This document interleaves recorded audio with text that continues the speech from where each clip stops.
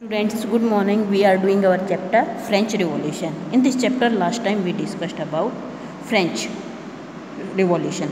जो French revolution है उसका आउटब्रेक होता है 14 जुलाई 1789 को।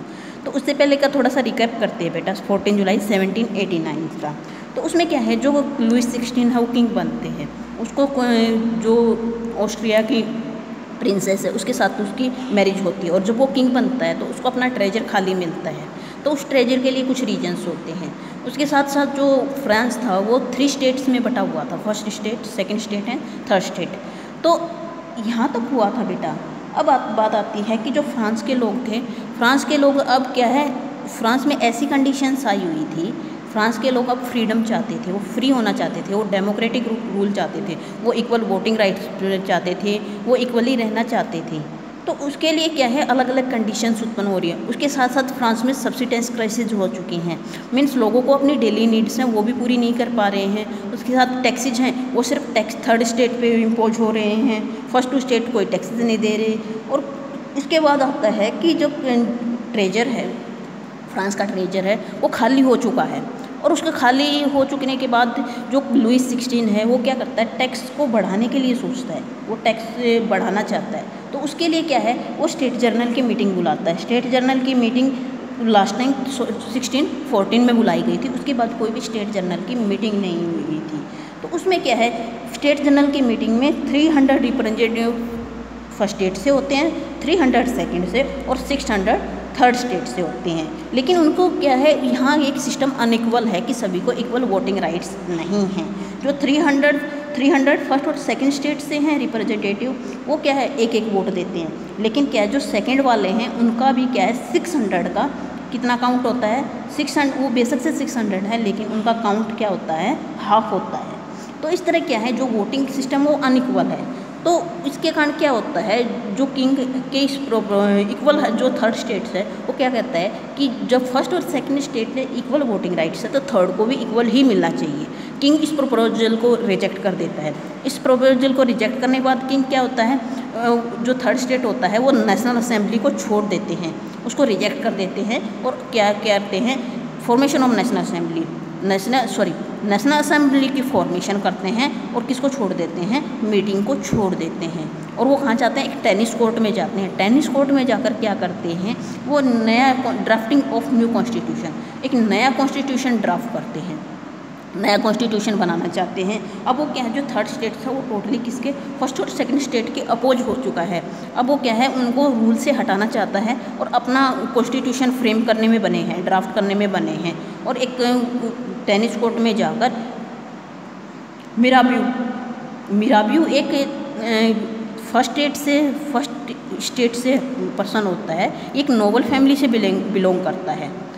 तो वो क्या होता है, और एक ये एबे सीरीज क्या था, ये दोनों हाई क्लास फैमिली से थे, फर्स्ट और सेकंड स्टेट से बिलोंग करते थे। लेकिन क्या करते हैं, ये किसको, नेशनल असेंबली को फॉर्मेशन करते हैं, नेशनल असेंबली को फॉर्मेशन करते हैं और नेशनल फैमिली बनाना चाहते हैं।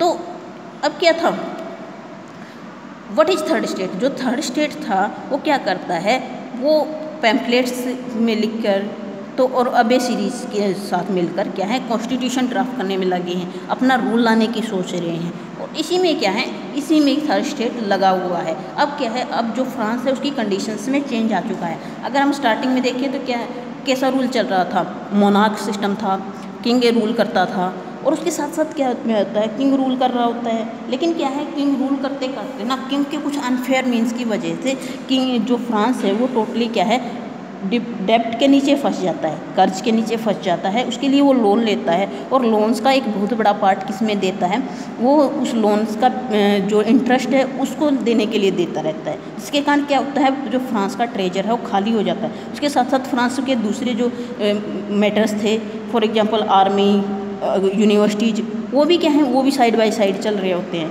तो इसलिए क्या होता है, और उसके फ्रांस क्या है बहुत लंबे सालों तक लॉन्ग वार्स में उलझा रहता है, जिसके कारण क्या होता है, फ्रांस का ट्रेजर खाली मिलता है।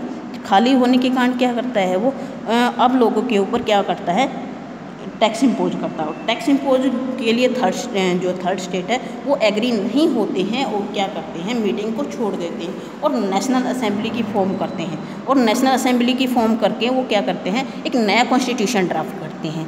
तो यहाँ का क्या है, कंटिन्यू चल रहा है। अब आगे देखते हैं बेटा, आगे जो फ्रांस की कंडीशंस हैं उनमें चेंज कैसे आता है।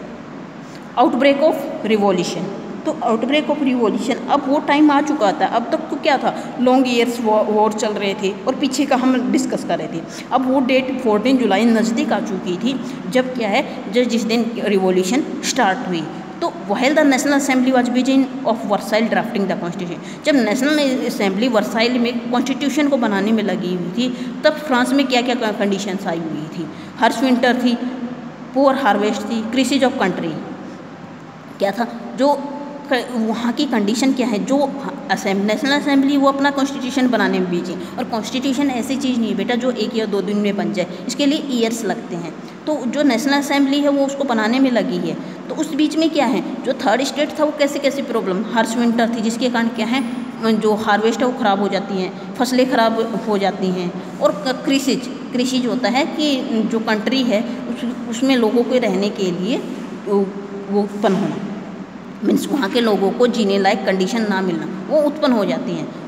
और उसके साथ साथ कुछ और भी इवेंट्स होती हैं, जैसे जो पीजेंट्स थे वो क्या थे, वो डर रहे थे कि मैनोर होता है जो किंग्स या उसके साथ के लोग, तो पीजेंट्स थे वो इस बात से डर रहे थे कि किंग क्या एक्शन लेगा, क्योंकि वो डरे हुए थे। उन्होंने नेशनल असेंबली को छोड़ चुके थे, अपना कॉन्स्टिट्यूशन बनाने में बिजी थे। तो कहीं ना कहीं जो मोनार्क था या किंग था वो अपना एक्शन लेने के लिए तैयार था, और पीजेंट को भी इस बात का डर था कि किंग अपना एक्शन लेगा।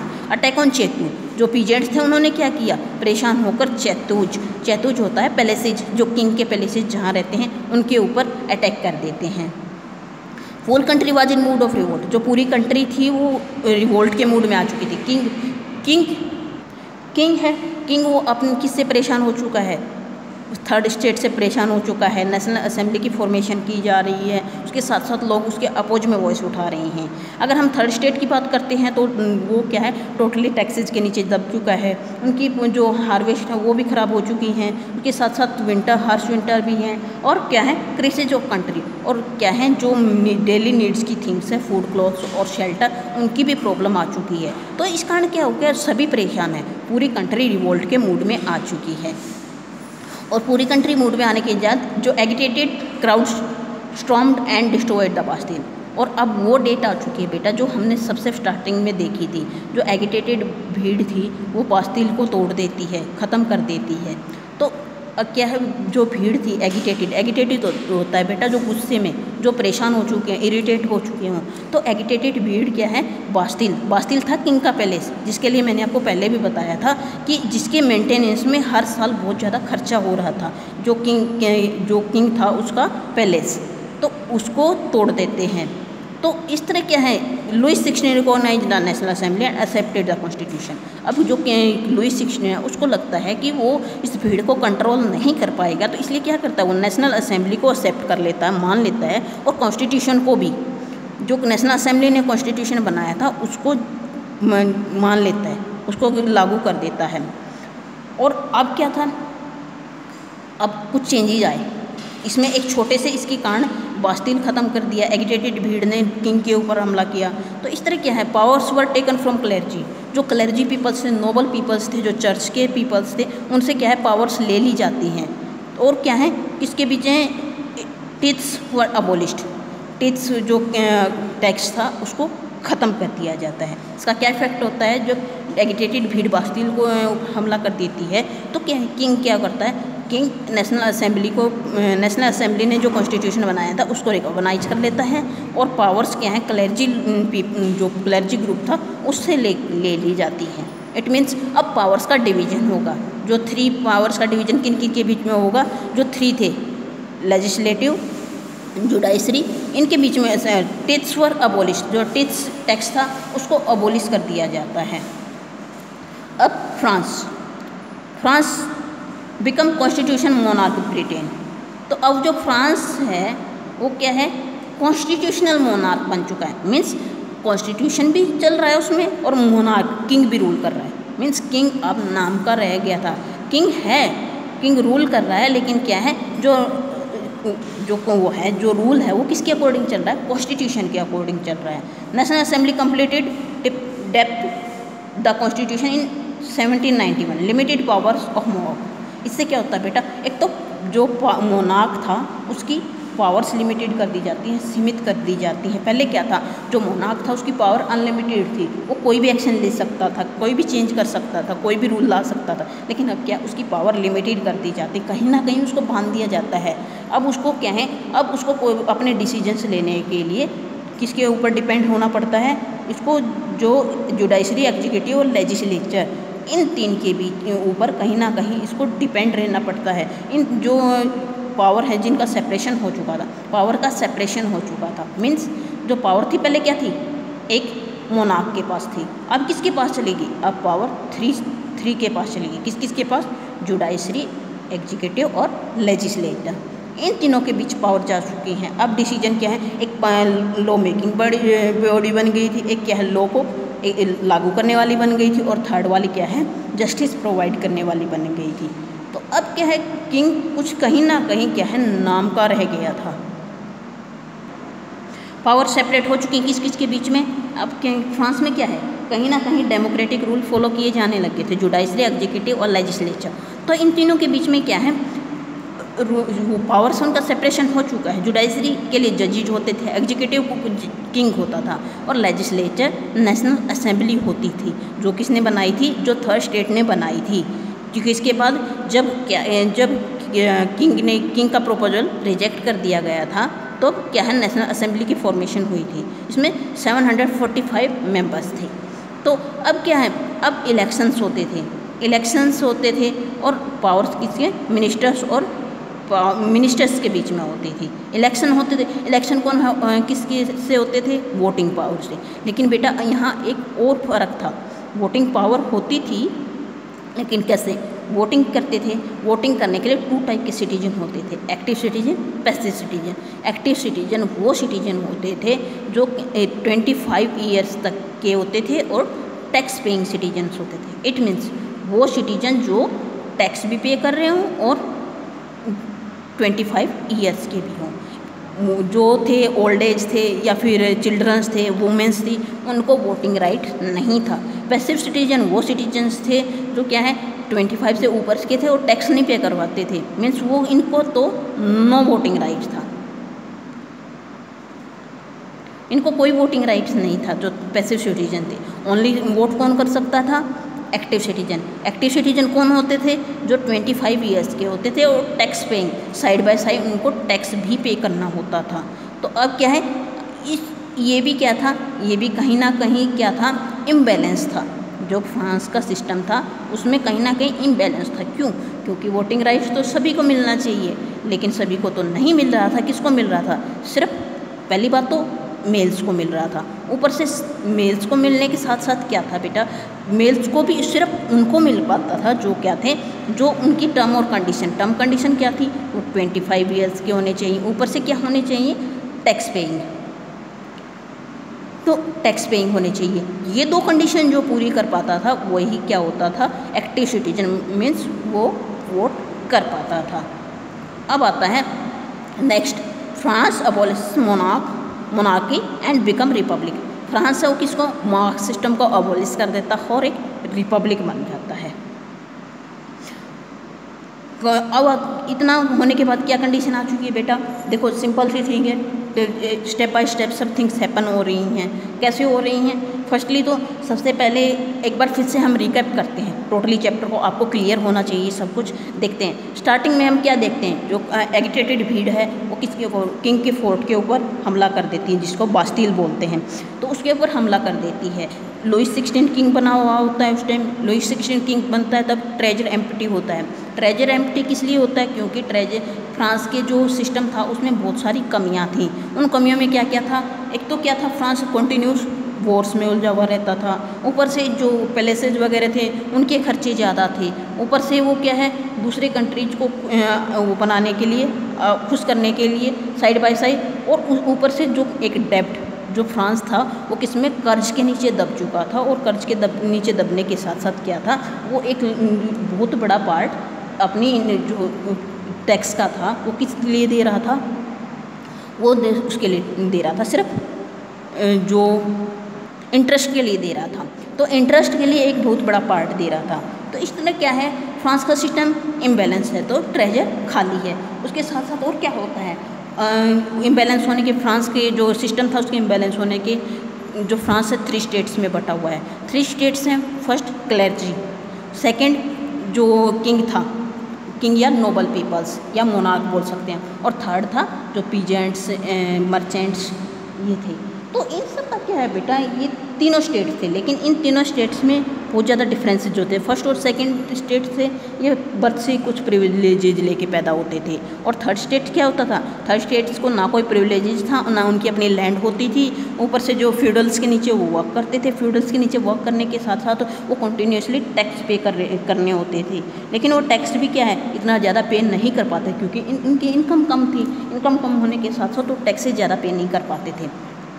तो इस तरह क्या है, फ्रांस का सिस्टम टोटली क्या होता है, उल्टा सीधा हो चुका है, मतलब इम्बैलेंस हो चुका है।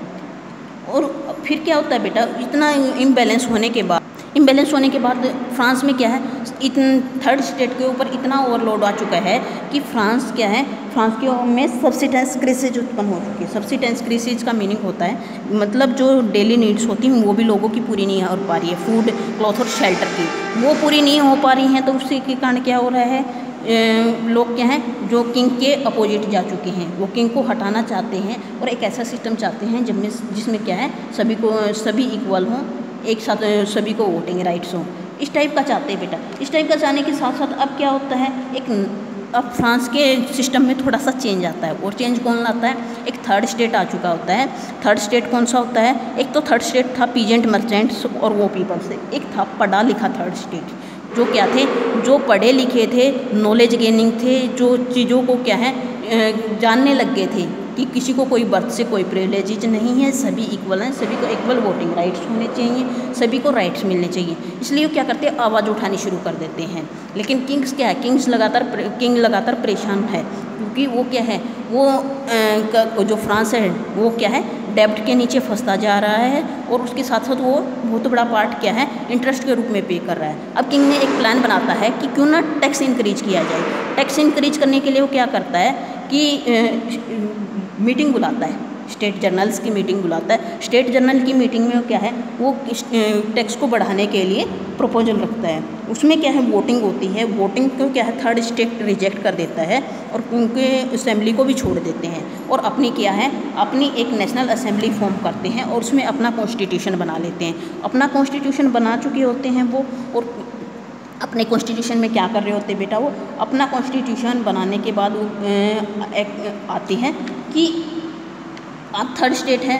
अब थर्ड स्टेट क्या है, जो फर्स्ट और सेकंड स्टेट है उसके ऊपर डिपेंडेंट नहीं था, अपना कॉन्स्टिट्यूशन फ्रेम कर चुका था। क्या है, जो भीड़ है वो क्या है, किंग के बास्तिल के ऊपर, प्लेस के ऊपर हमला कर देती है। हमला करने के बाद क्या होता है कि किंग है वो नेशनल असेंबली ने जो कॉन्स्टिट्यूशन बनाया था उसको भी मान लेता है, और अब क्या है, पावर्स का सेपरेशन हो जाता है जुडिशरी, एग्जीक्यूटिव और लेजिस्लेचर के बीच। तो लेजिस्लेचर के बीच होता है, इसमें क्या होता है, जो वोटिंग पावर्स होती है। लेकिन वोटिंग पावर्स में भी क्या है, उसमें भी डिफरेंसेज होते हैं। 2 टाइप की वोटिंग पावर्स होती हैं, एक एक्टिव सिटीजन्स होते हैं, एक पैसिव सिटीजन्स होते हैं। एक्टिव सिटीजन्स वो होते हैं जो क्या है 25 ईयर के और टैक्स पेइंग हैं। पैसिव सिटीजन्स वो होते हैं जो हैं 25 से ऊपर के हैं और टैक्स पे नहीं कर रहे हैं। वुमेन्स को, जो ओल्ड पीपल्स थे उनको, और चिल्ड्रंस को कोई वोटिंग राइट नहीं होता है। तो इस तरह क्या है, ये भी इम्बैलेंस चल रहा है। लेकिन अब क्या था, अब फ्रांस क्या है, इसको मोनार्क सिस्टम को अबोलिश कर चुका होता है और किसको, रिपब्लिक सिस्टम बन चुका होता है, डेमोक्रेटिक सिस्टम बन चुका होता है। लेकिन बेटा जो मोनार्क होते हैं ना, वो इस चीज़ को ज़्यादा लंबे टाइम तक मान नहीं पाते हैं। वो अपने पुराने वाले सिस्टम को याद कर रहे होते हैं कि हम पहले कितना अपनी मनमर्जी से रहते थे, अपनी तरह के रूल्स बनाते थे। तो इस तरह क्या है, वो किसके खिलाफ, नेशनल असेंबली को हटाने के लिए अपनी प्लानिंग स्टार्ट कर देते हैं। क्या थे, अब किंग क्या था, किंग नाम का रह गया था, लेकिन अब किंग, वो जो मोनार्क थे, किंग थे, वो क्या चाहते थे, क्यों ना अगर हम नेशनल असेंबली को हटा दें तो हम पहले जैसे पावर गेन कर सकते हैं। उसके लिए वो क्या है, प्लानिंग स्टार्ट कर देते हैं और किसको, नेशनल असेंबली को ओवरथ्रो करना चाहते हैं। तो आई होप बेटा आपको यहाँ तक ये चैप्टर क्लियर हुआ होगा। मैं रिकैप में भी बता चुकी हूँ आपको, सिंपल सी थिंग है, एक के बाद एक हैपन हो रही हैं, तो आपको यहाँ तक क्लियर होना चाहिए। इसको अच्छे से, वीडियो को अच्छे से देखना, आपको अच्छे से समझ आएगा। ओके स्टूडेंट्स, कल हम इस चैप्टर का नेक्स्ट पार्ट देखते हैं कि जो नेशनल असेंबली को ओवरथ्रो करना चाहते थे उसके लिए क्या हैपन होता है। Okay students, thank you, have a nice day.